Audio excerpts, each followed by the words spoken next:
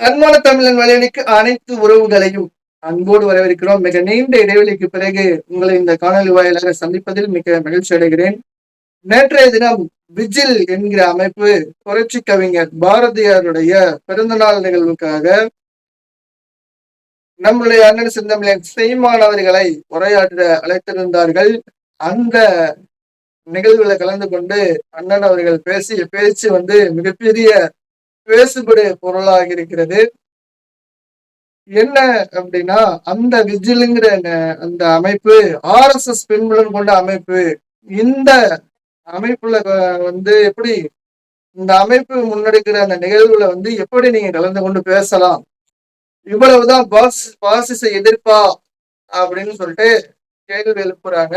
கேள்வி எழுப்புறது யாருன்னு பாத்தீங்கன்னா, நம்மளுடைய திராவிட வகைராக்கள், திராவிட அல்லக்கைகள், 200 ரூபா ஓபிக்கள், இவர்களெல்லாம் இந்த கேள்வி எழுப்புறாங்க. இந்த கேள்வியை எழுப்புறதுக்கு இவங்களுக்கு தகுதி இருக்கா அப்படின்னு சொல்லிதான் இந்த காணொலியில நம்ம தெளிவா பேச இருக்கோம். காரணம் என்ன அப்படின்னா, அந்த விஜிலுங்கிற அமைப்பு நடத்திய அந்த கூட்டம் பாத்தீங்க அப்படின்னா, பாரதி கண்ட வந்தே மாதரம் அப்படிங்கிற தலைப்புல கூட்டத்தை நடத்துறாங்க. அதுல கலந்து கொண்டு பேசிய அண்ணன் சீமான் அவர்கள், RSS தலைவர்கள் எல்லாம் சிறந்தவர்கள் என்றோ, RSS அமைப்பு ஒரு சமூக அமைப்பு என்றோ ஒரு இடத்திலையும் பேசவில்லை. மாறாக இதையெல்லாம் பேசியவர்கள் திராவிட முன்னேற்ற கழகத்தினர்.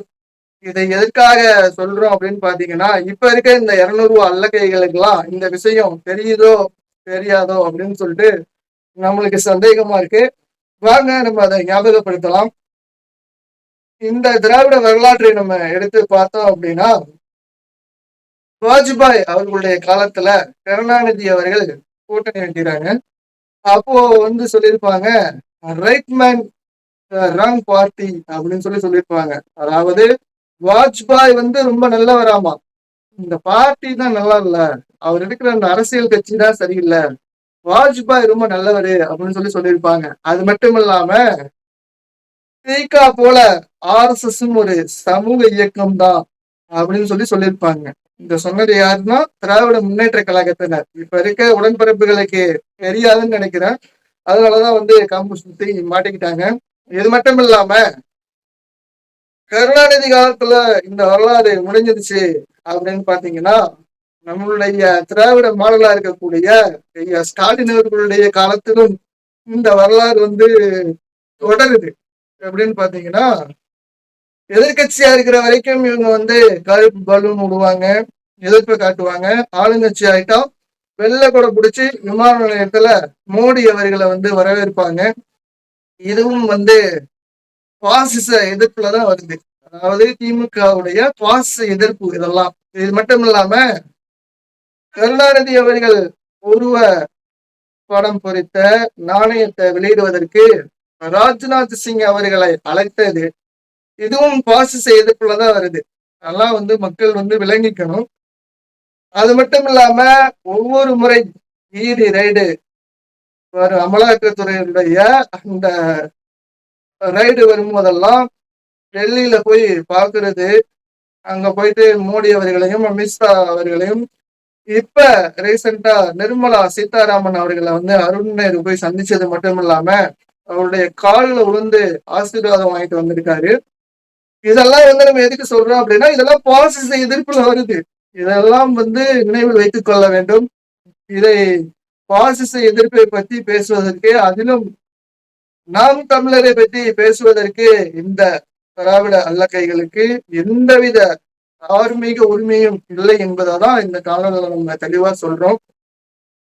அது மட்டும் இல்லாம நேற்றைய தினம் அண்ணன் கலந்து கொண்ட அந்த நிகழ்வுல தமிழுடைய பெருமைகளை பேசியிருக்கிறார். பாரதி தமிழுக்கு இன்று எப்படியெல்லாம் தொண்டாற்றிருக்கிறார், தமிழை எப்படியெல்லாம் உயர்த்தி பேசியிருக்கிறார், இந்த மக்களிடத்துல கொண்டு போய் சேர்த்திருக்கிறார் என்பதை தெள்ள தெளிவாக சொன்னது மட்டுமல்லாமல், ஈவேரா ராமசாமி அவர்களை போட்டு ஒரு பொழந்திருக்காரு அப்படின்னு தான் சொல்லலாம். அதுதான் இந்த திராவிட வகைராக்கள் வாயிலையும் வயிற்றுலையும் படிச்சுட்டு அழுகிறதுக்கு காரணமா இருக்கும்.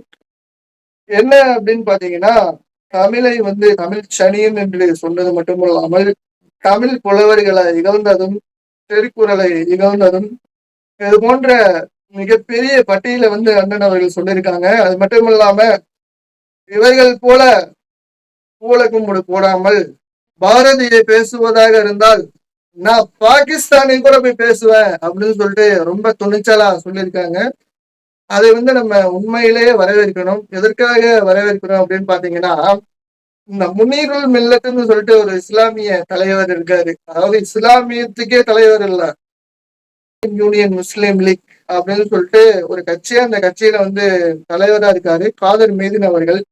அவர் இந்து முன்னணி ஏற்பாடு செய்த அந்த விழாவில கலந்துகிட்டது மட்டுமல்லாமல் அதன் பிறகு ஒரு இடத்துல சொல்லியிருப்பாரு, மோடி மிக நல்லவர், அவர் காலத்தில் நாம் வாழ்வது மிகவும் பெருமையாக இருக்கிறது என்று கூலகும்பிட கொண்டிருப்பாரு.